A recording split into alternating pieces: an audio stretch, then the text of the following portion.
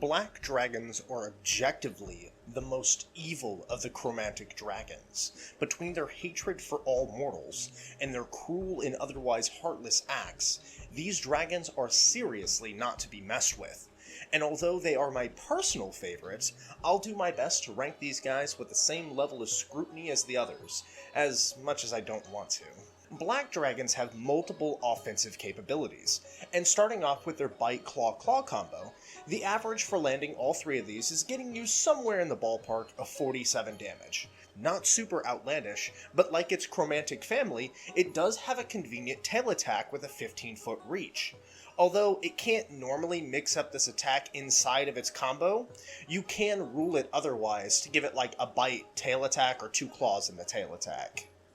Talking about its breath attack is different from many of the other breath attacks, in the fact that in damage or shape it's not really that much different, but in the effect of the elemental type that it is.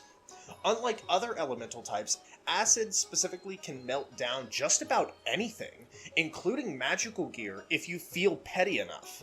With the line of breath doing 54 damage on average, this thing packs a wallop that could damage items and break them easily. But there is a rule is written that traditionally protects the gear that is being worn or held from such effects, which I personally think pulls from the realism of the game. Like, if you light somebody on fire, you're going to assume that everything on that person, body, clothes, armor, weapons, are also on fire.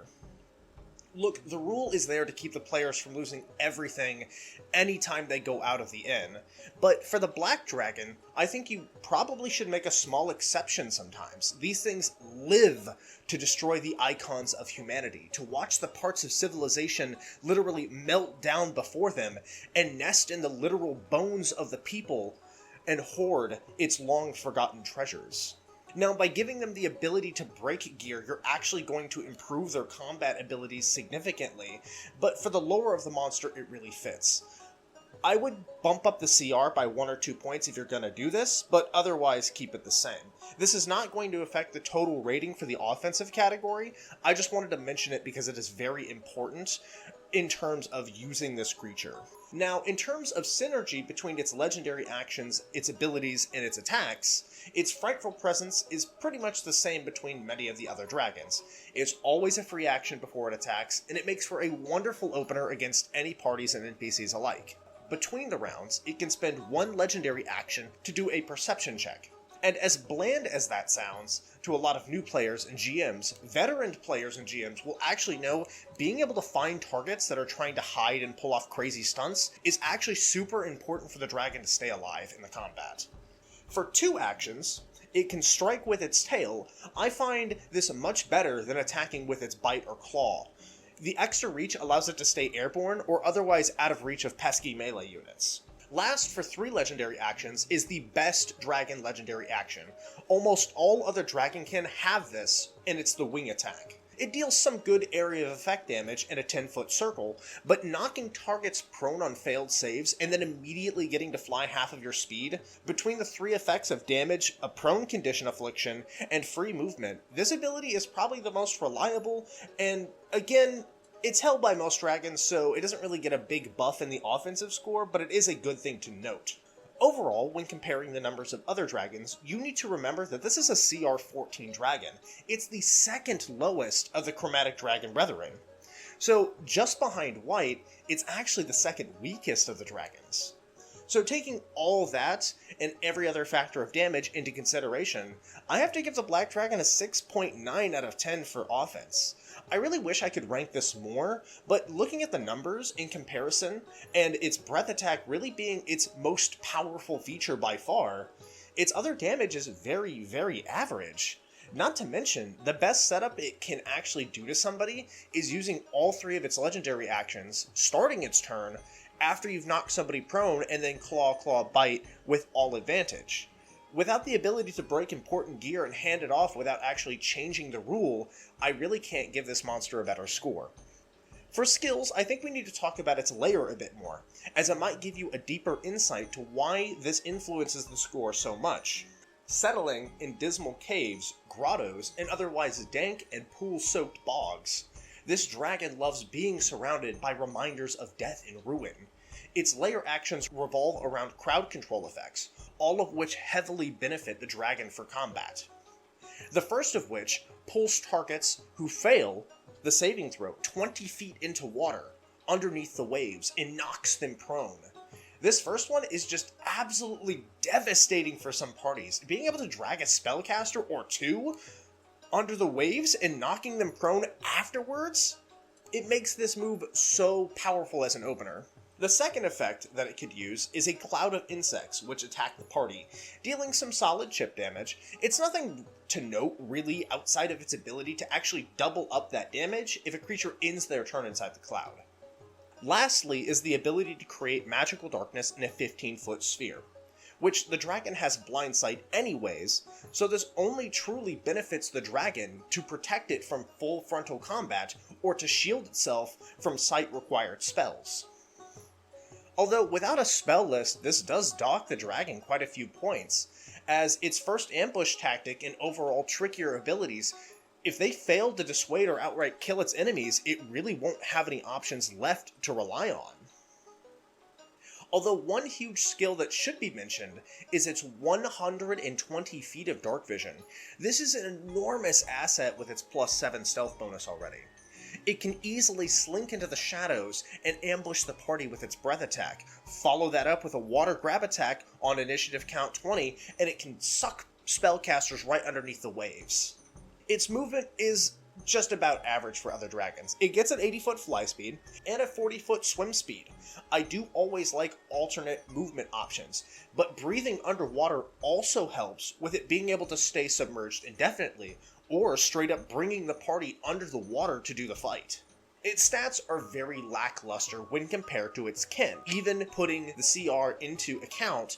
A 23 strength, 14 dexterity, 21 con, 14 intelligence, 13 wisdom, 17 charisma. Now at first these sound pretty good compared to player stats, but when you read the other dragon stats, its best features are its above average dexterity compared to all of its other dragonkin, and its otherwise average if not below average stats, except for its intelligence, which is the second lowest intelligence outside of the white dragon, or white dragons.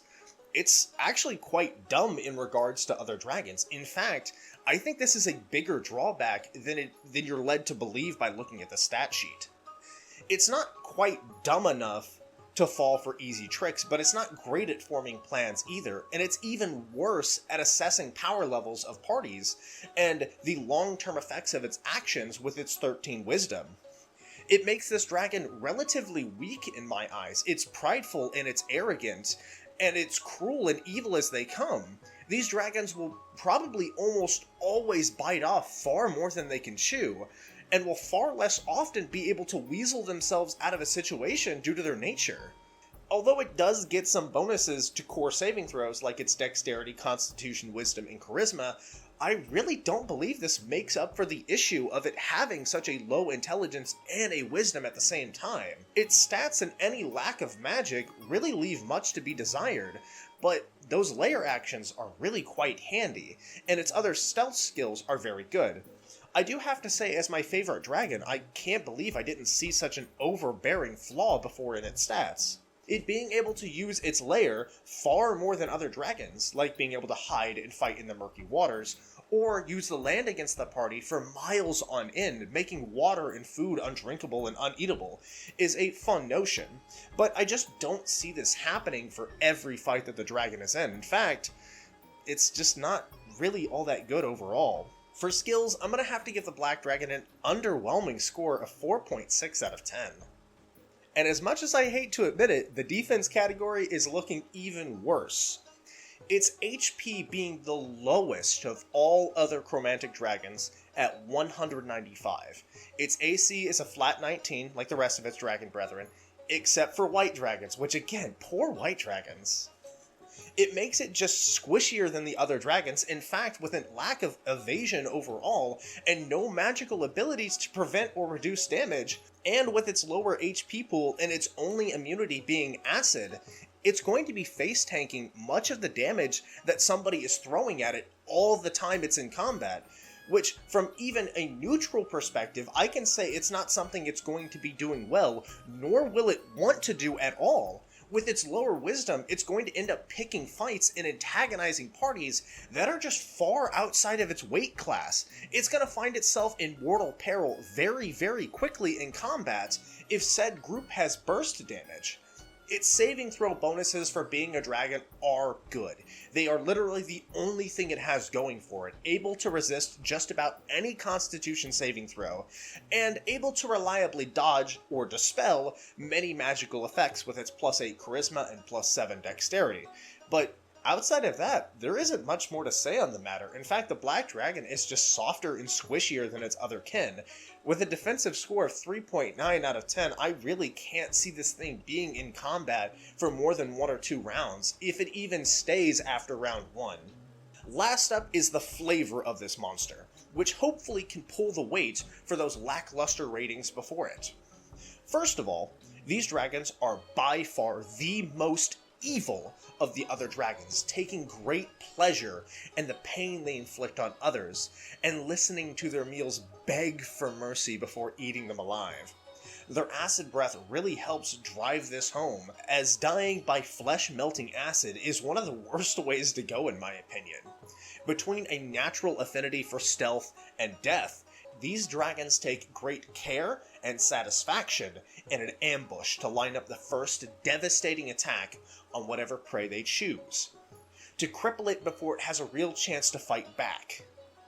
And this is where the real strength of the dragon lies, where it uses all of the tools it has to get every advantage it can acquire. Like using darkness to blind targets to get advantage on attacks, sneak attacks to get advantage, fighting in or on the water or in the air to get better advantage, using its breath attack to melt your gear you're not using its cunning and bitter personality to run away from a fight it's losing and come back later for a more devastating attack. All of these things simply make it more deadly, more cunning, more evil. On paper, the dragon is a bit underwhelming, but on a deeper read, it starts to come together why this thing was always my favorite. It's the big bad evil guy monster everyone can hate.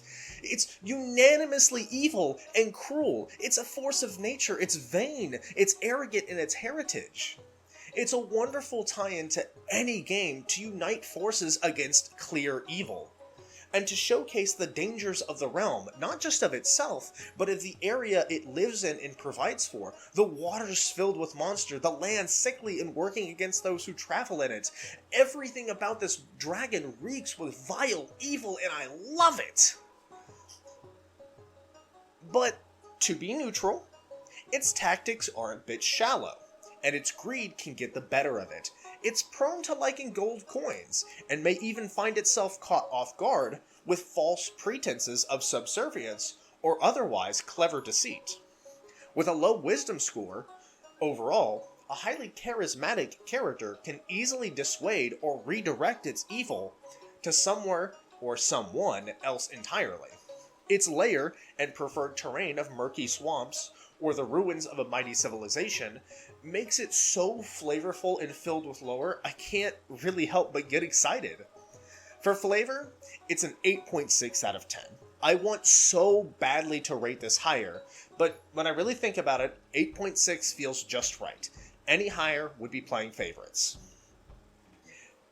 With a grand score of 6.0 out of 10, I'm not surprised to say that the Black Dragon barely squeaks by with a flavorful fight rating. Looking back at Black Dragons, they are still to date probably my favorite. Between their nature and their general design, I can't help myself from being excited and wanting to run one of these every time I get the chance. Thanks for watching this one, and stick around to my next TPK or Bust, the Adult Blue Dragon. That video is sure to shock you. If streaming games, playing D&D, talking about all things nerdy, and even embarrassing myself on live is good enough for you, well, maybe check out my content. And thanks for watching this one. I really appreciate it. If you need to find me, go ahead and look at my links down below, and maybe check out some of my other videos on TikTok and Twitch.